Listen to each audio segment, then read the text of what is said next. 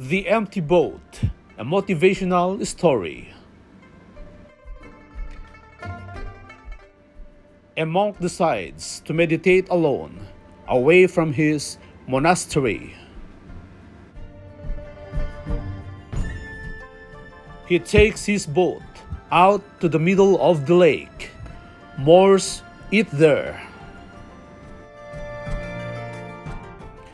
closes his eyes, and begins his meditation. After a few hours of undisturbed silence, he suddenly feels the bump of another boat colliding with his own.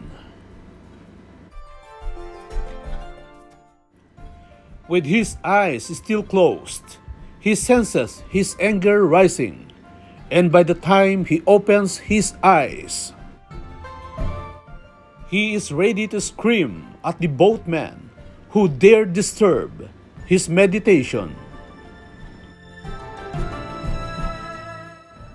But when he opens his eyes, he sees it is an empty boat that had probably got untethered and floated to the middle of the lake. At that moment, the monk achieves self-realization and understands that the anger is within him. It merely needs the bump of an external object to provoke it out of him.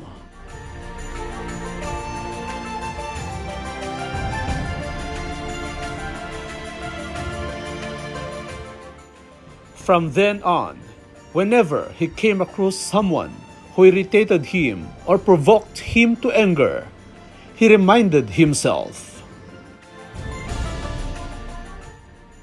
the other person is merely an empty boat. The anger is within me.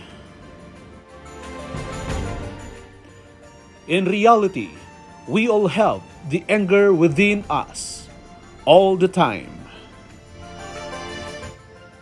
And it needs someone like the empty boat to provoke it. Moral of the story: self-discipline helps you to overcome the bad habits by meditating regularly. It gives you the ability not to give up after failure and setbacks. Develop self-control. Provide the ability to resist distractions. Helps you to motivate yourself until you accomplish your goals.